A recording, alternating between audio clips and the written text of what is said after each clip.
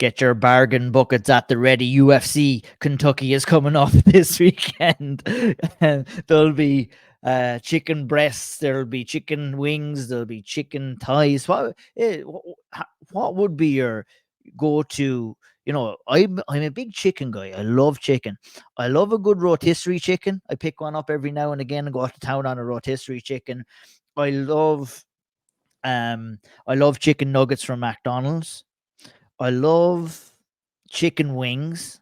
But you can't beat a good bargain bucket at the end of the day, Harry. A big greasy bargain bucket, a few thighs, a few legs, a few breasts of chicken in there to tuck into. You can't be beaten. And I'd say there'll be a lot of it done this weekend. UFC Kentucky coming in hot. But your choice of chicken, what would you like?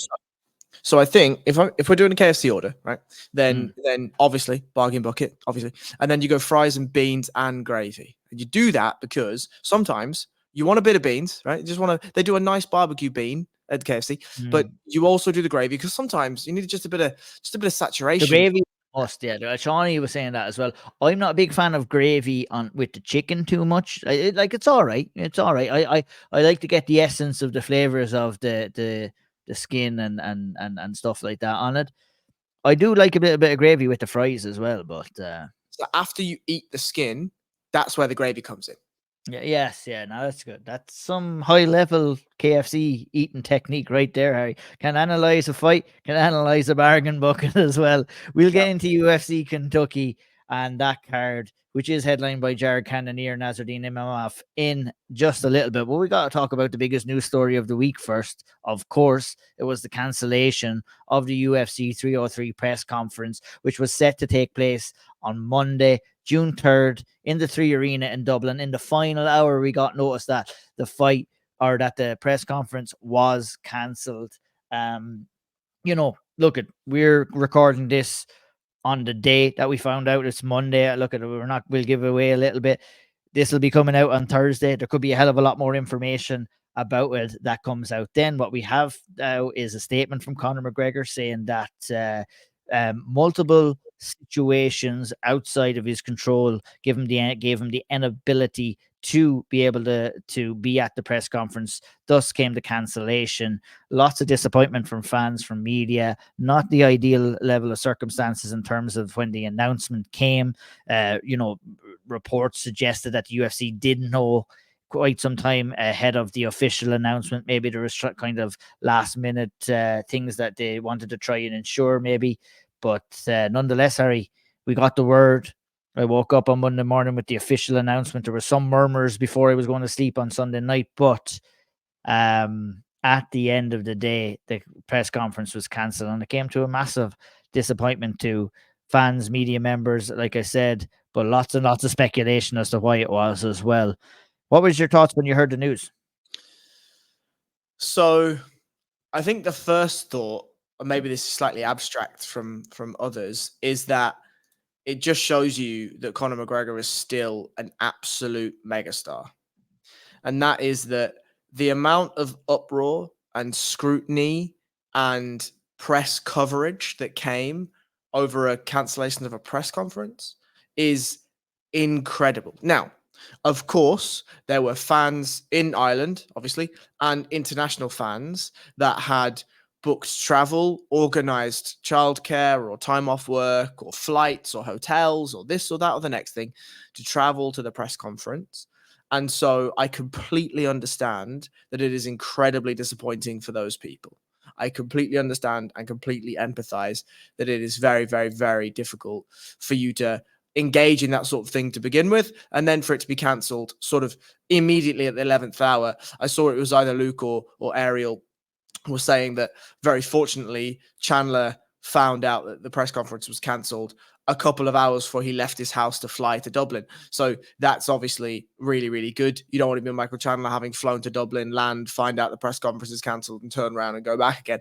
That would be a fucking nightmare. So I'm glad that unfortunately, the most important people weren't so drastically affected in that, Conor McGregor and Michael Chandler being those people. But I think one thing we have to say, now, obviously, you and I don't know the reason why the presser has been cancelled. If we did, we probably wouldn't talk about it, but we don't.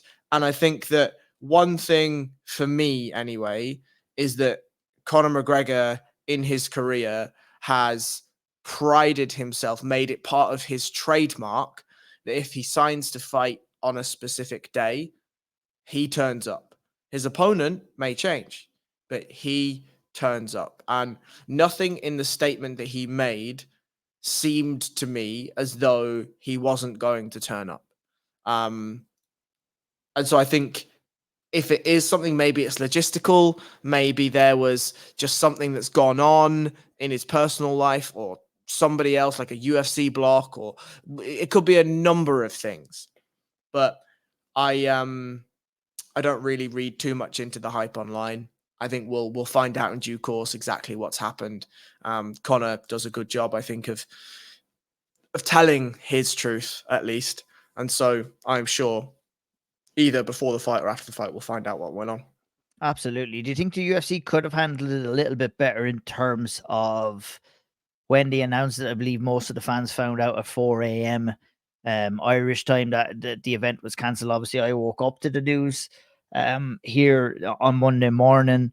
You know, a lot of fans at that stage would have traveled up and stuff like that, but it seems to me, you know, I can't be super critical. Like, you know, there was a little bit of murmurs here and there, like before the announcement came, but at the end of the day, I'd say this was, you know, like Connor said, an incident or something that happened beyond his level of control in terms of maybe putting on the event. It's hard to know. Look at, like, we can't sit here and speculate the whole time, but you know, there's a couple of things that, you know, you could think might happen that might affect this press conference. Do you think the UFC could have handled it a little bit better in terms of announcing it and giving fans and media members enough time to? And look at it, was I've kind of said it was cancelled. Cancelled is the wrong terminology. It was really postponed. That was the word, which means, you know, it led to a lot of speculation whether the fight would happen, but a postponement of a press conference means that there are plans to hold that press conference sooner rather than later, I would assume. Yeah, I mean, I definitely think, now again, we don't know for fact when the UFC found out that this presser couldn't go ahead on the scheduled date. Because Dana White was saying after 302, he was asked about heading over there on Saturday night. He was like, yep, we're heading over there. Cannot wait. Going to be a great event. And didn't give any indication at all that this press conference was in trouble.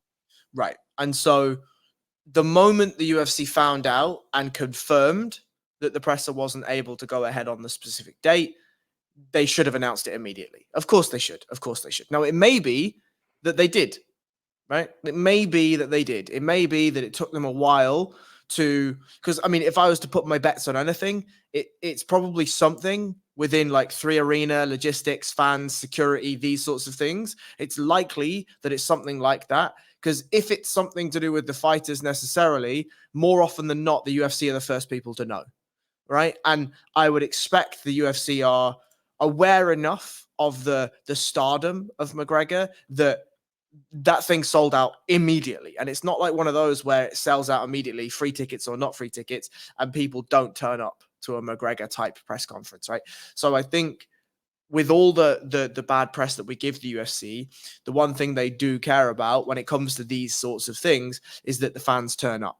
And I would give them the grace to say, if they knew earlier, I would have expected them to have said something. If they didn't, then that's a shambles. Of course it is. But yeah, all in all, it's not a great look for the UFC. I'll say that. That's the last thing I was going to say is a kind of a black eye in terms of the relationship between the UFC and the Irish fans. We had an event that was scheduled in 2020. It was cancelled. Obviously, the pandemic happened and there's not too much that the UFC could have done back then. Fans have been crying out for another event. We've seen another kind of wave of Irish fighters come through, the likes of Sean O'Bannon, Kiefer Crosby, Caelan Loughran, obviously Ian Gary as well. Which created some murmurs over the last year or so of another UFC event that has not materialized. Then you have this going on. You think that it has somewhat not tarnished, but definitely damaged the relationship between the UFC and the Irish fans, and maybe another potential press conference or something that may happen in a couple of weeks. We don't know at this stage what's going to happen or if they'll try to do it, but it's not an ideal situation for the UFC to be in trying to kind of garner back that level of interest within Irish MMA and with the fans as well. You know, I saw a lot of people being outspoken and angry, and it's understandable that they are. You're muted. I am muted. I apologize. I completely agree. It's not a good situation. It's not a good situation all in all. And as always, the fans seem to lose here. Do you know what I mean? I know earlier in my spiel I said that the most important people are the fighters, and I do think that's true. If Conor or Michael don't turn up for the fight, then you don't get a fight, right? But the fans here are unfortunately seeing the bitter pill, the bitter side of this, and that is a shame. That is a shame. Sure is. Well, on to the action from this weekend coming up. Obviously, a busy weekend for mixed martial arts. Some PFL action, some one championships, lots going down. Obviously, that UFC Kentucky card, we gave you that little teaser with the bargain bucket breakdown at the start of this severe setup. Let's get into the bargain bucket main card that we have on show at UFC Kentucky this Saturday night. Main event, Jared Cannonier versus Nassourdine Imamov. Not a fight that really whets the appetite, Harry, to tell you the truth, but one that could be a fascinating kind of tactical battle, and one that maybe as it's happening, I might probably enjoy a little bit more. I think there's a little bit of fatigue maybe from what we saw at UFC 302 in New Jersey last weekend. Not a great card. And a main event like this, we're back in the middleweight division. They really rely on these middleweight fighters for these kind of fight night cards. What do you think of this main event between Jared Cannonier and Nassourdine Imamov? I think it's fine. Like they're the right type of names to fit this sort of a fight. Imamov has low enough fight IQ that he could throw this fight away if Jared gave him enough opportunities to. Jared Cannonier obviously hits quite hard, good gas tank, solid fighter. But you mentioned the UFC fatigue thing off the back of the 302 card, and I just feel like even though we have had, I think, 2 breaks in the UFC in sort of quick succession in terms of the UFC schedule, we've got another one coming up next week. The UFC fatigue bug is really whipping up a storm. It feels like in the MMA media cycle, but look, I think I'm maybe not as down on the fight as you are. I think it's fine. It's a good test for Imamov, and it's a decent enough name for Cannonier to sort of get another win in the middleweight division and try to vault himself up anywhere near that upper echelon of the title picture. But it could also be a very similar fight to Sean Strickland and Paulo Costa, where they both kind of just stare at each other for 25 minutes. You talked about the chance for Jared Cannonier to trust himself into the title picture. I mean, he himself thought he did that. Wins over Sean Strickland and wins in his last fight against Marvin Vettori saw him calling for that next title shot to get that opportunity. Obviously, that opportunity was given to Dricus du Plessis. He's coming in here against Imamov, who, after a loss against Sean Strickland himself, came back. Picked up a no contest over Chris Curtis with an accidental clash of heads, and won a majority decision over Ruben Dolidze. In terms of what this fight may mean in the middleweight title fixture, where do you put it? Well, I think for Cannonier, it's certainly like for Cannonier, it's one of those where it's you stay active or you get forgotten about, right? And so if Cannonier goes out and let's say inside 3 rounds, beats the brakes off Imamov and gets a finish, then he jumps on the mic and he says, "I'm next," and everyone probably says, "Yeah, all right, all right, fair enough. Well, yeah, all right, no problem." If Imamov goes in and gets a win, just a win, a unanimous decision win, or whatever it is, dominant grappling display, cool, then it's a big feather in his cap. right? Big feather in his cap. And it shows that when he had his first opportunity at like sort of the elite level competition, he failed. And now he would have passed this second test at the elite level. If he goes out and finishes Jared Cannonier in sort of a demonstrable type fashion, then we have a very, very, very serious prospect on our hands, right? Somebody that may have turned the corner, somebody that may have learned from previous losses and previous mistakes. I certainly don't think that a win here puts Imamov in a title picture or anything super crazy like that. But I think both of them, it does have divisional relevance. Maybe not as much divisional relevance that we would like, because MMA is middleweight MMA is just not something that we're all super high on. But yeah, I think the problem for Cannonier is that if he doesn't go out and put on a performance, a proper performance, then it'll be well, you should have beaten him anyway type thing, you know? Yeah. Stylistically, lastly, on the main event itself, how do you see these two guys matching up at one another? What kind of a fight would you be expecting to see? So I think it will entirely depend on the efficacy of Imavov's grappling early. I think if Imavov is able to get Cannonier down and hold him down, then he might just stay at that well and continue to go for it. Similar, and I can't believe I'm making this comparison, but I don't think he will be similar to Islam Makhachev, where if it fails in one round, he'll just never touch it again. If it fails in one round, he'll continue to go to that well. I think if it fails, he will just stop trying. And then obviously that leaves the door open for Jared Cannonier's striking. But I suspect we could also see, because Cannonier is a hard man to take down and a harder man to hold down, I suspect we see a kickboxing battle here. And that's one where I would generally favor Jared Cannonier's skills.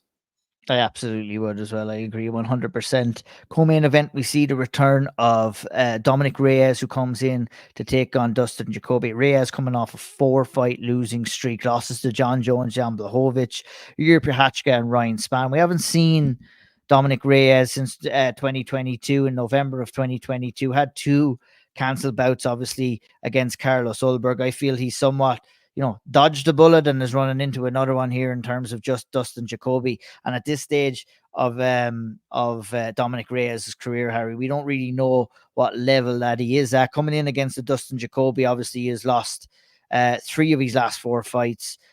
Coming off of a loss of Alonzo Metafield by unanimous decision. It's the type of fight on paper that you would expect Dominic Reyes to win, but we just don't know where he's at mentally, physically in his career. But you would have to think it's somewhat of a winnable fight for him. But if he goes out there and gets clipped early, he might go into his shell. It's very, very hard to kind of tell what type of Dominic Reyes is going to show up there in the co-main event on Saturday night, Harry. 7 losses in 8 fights in the co-main event. Grand. That's my thoughts on this fight. Like you're absolutely right that if Dominic Reyes, even if the Dominic Reyes that turned up against Jan Blachowicz, where it was competitive until it wasn't, right? Big Polish power was the term that we were using at that time, right? If that Dominic Reyes turns up, then he should have too much athleticism, too much power, too much range for somebody like Dustin Jacoby. Dustin Jacoby is the Alex Morono of light heavyweight, right? Where very well put together fighter, good kickboxer, could do a bit of everything, but is not going to blow the world away, right? So he's the perfect test for Dominic Reyes at this juncture of his career, in that if he goes out and he puts together a solid enough performance, he will absolutely find his way past Dustin Jacoby. And it may be that if he puts even a slightly better than average performance together, probably finish Dustin Jacoby, right?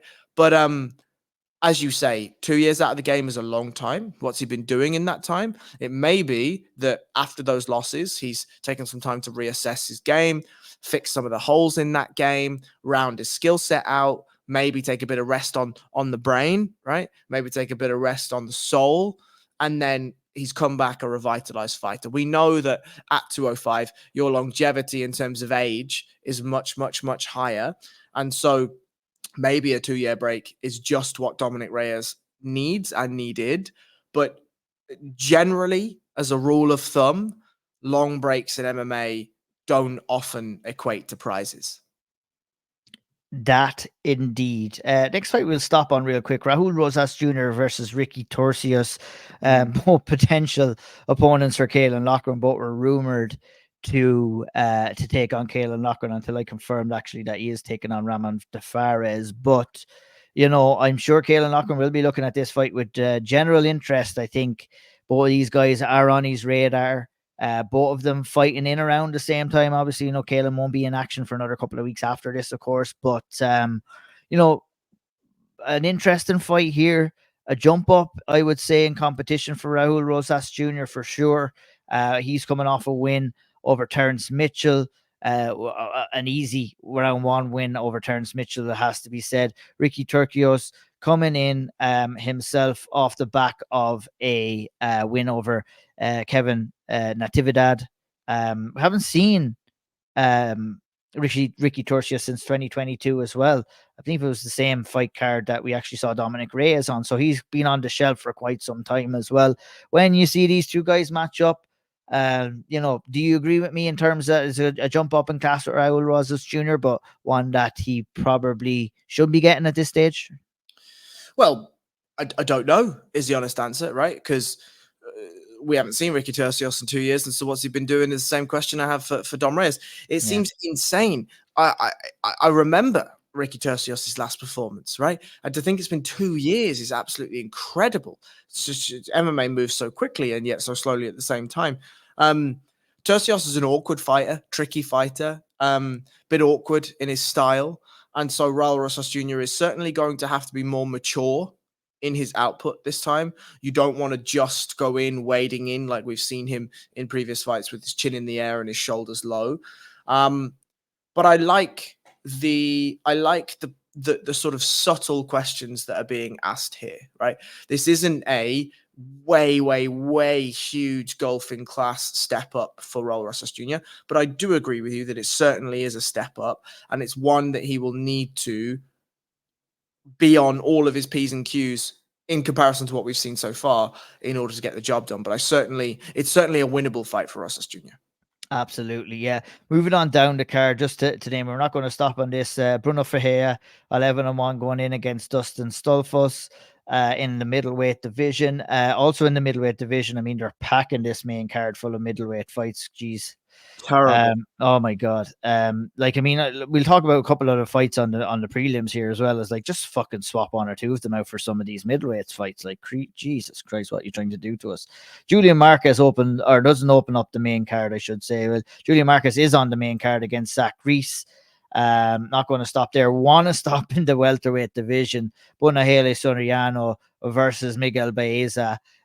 Trend in this card is Miguel Baeza hasn't been seen since 2022. So it's like all of these forgotten fighters coming back here in 2024. But Punahele Soriano, obviously, coming off a loss in his last fight, has had some exciting fights. But that being said, only one win in his last 5 against Dolce Lambiangula. Losses to Brendan Allen, Nick Maximov, Roman Kopylov, and obviously Dustin Stolfos in his last fight, leads him in a kind of win or go home kind of fight here against Miguel Baeza, who, like I said, is coming back off of a 2022 loss to Andre Fijallo, who is not really in the UFC anymore. If he is, he probably shouldn't be. Thoughts on this fight too? It could be a potential banger here. I think it is fight of the night. Yeah, I think it's fight of the night. Punahele Soriano is somebody that likes to go out on his shield, likes to bang. Baeza has big power in his left hand. I think if Soriano's going to have to find a way inside, right? Baeza is quite tall, quite long for that division. But Punahele Soriano has never been one to sort of stay on the outside and try and point fight, right? Will certainly do his best to get inside, land big power. So, Baeza is down for a firefight. So it should be a fun scrap. I think one, where they've put it on the card is they know what they're doing, and Smart. 2, the matchmaking, they know what they're doing, right? Yeah. If you have a good fight, we're bookending the card with good fights, and then we're ram packing it with shite upper heavy sort of divisions. So yeah, fair play. They know what they're doing. It's like a Turkish delight, the fucking chocolate on the outside and the rotten kind of jelly stuff on the inside in the middleweight fights. Look, you said that Puniel Soriano and Miguel Baez are going to be fighting tonight. I'll see your fight of the night and I'll raise you Thiago Moises versus Ludovic Klein, who is the prelims headliner. Other potential for a fight of the night here. I mean, I don't think Thiago Moises knows how to be in a bad fight.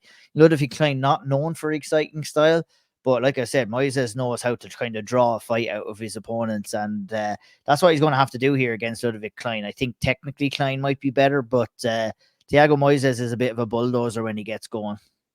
I read this fight very differently. I think the grappling difference sways so heavily to Thiago Moises that people forget. Well, I should say, I mean, technically probably on the feet, not more, not overall technical. I could see this fight playing out on the feet a lot more than in the grappling terminology. But sorry for interrupting you. If we were making picks, I think Moises subs him within 3 rounds. Mm-hmm. I'm not quite sure as to what round. I'm not sure whether it would be quick. I could see Thiago Moises finding his back early and finishing him, but I could also see Moises doing what he does and having a bit of a dogfight and then finding a way through it. But yeah, it'll be a good fight. It will be a good fight. I don't think it'll be as competitive as Baeza and Soriano, but I would lean, and I could be dead wrong here. I usually am, but I would favor Thiago Moises via the grappling much more than I would Ludovic Klein with the striking. Very fair. Charles Radecki takes on Carlos Prates at 170. Brad Katona back in there against Jesse Butler. Always good to see Brad Katona back in there, Harry. Yep, the Irish. Yeah, go ahead. No, go ahead. All I was going to say is, like, Brad Katona again doesn't know how to be in a bad fight, really. No. Always fights with the fans in mind, and it's a shame that some of the decisions haven't gone his way. It's a shame that some of the fights haven't gone his way, because he is an all-action, fun fighter, and I'm glad to see him back in the UFC. Andrea Lee takes on Montella De La Rosa, 125-pound fight. That is obviously Andrea Lee not having the best run of form right now. She has lost all of her last 4 fights, so this could be winner curtains for her against Montella De La Rosa. Daniel Marcos, 15-0 Peruvian, going in there after his win over Davy Grant all the way back in 2023. Had a no contest for an unintentional groin strike against Richie Lang in his last fight. Comes in against John Castaneda. Potential banger here in the prelims as well, Harry. Maybe. Potential. Yeah, potential is the right word. I feel like Castaneda isn't quite the Castaneda that we used to have, 5 years ago, Castaneda.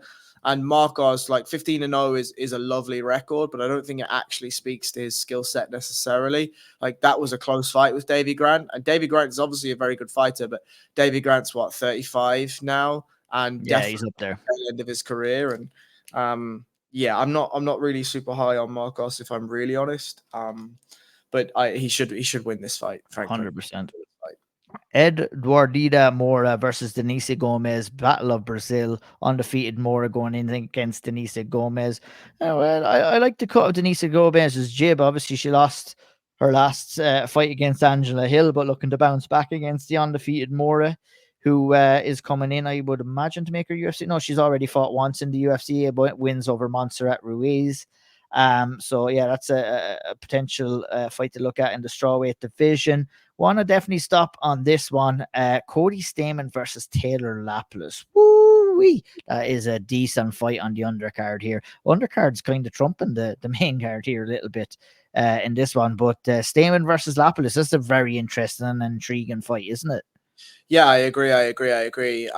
When we were talking offline about fights that we were specifically wanted to cover, this was probably the first one on my list. And it's just because Lapilus has a really interesting style. We know that he's difficult to take down, and we know that he can strike really well. And Cody Stamann is somebody that I think we were quite high on when he first entered the UFC, but he hasn't quite fulfilled that potential.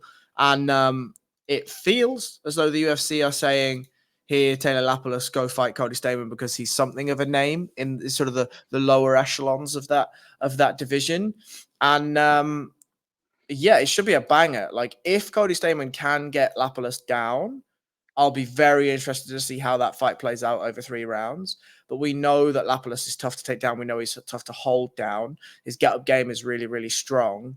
And I just like the way he fights. Like, I just like the way Lapalus fights. So, yeah, I'd be interested in that one. Good fight. Yep, big time. Pooja Tomer versus Rihanna Amanda will open up the card, 115-pound division in the women's strawweight division. And that wraps us up for the UFC Kentucky bargain bucket card. Any final thoughts overall, Harry, on this one? This man is ready to go to bed. We've been talking about bargain buckets. We've been talking about shite middleweight fights. We've been talking about pretty good bantamweight fights. But I think you're ready for bed, are you, sir?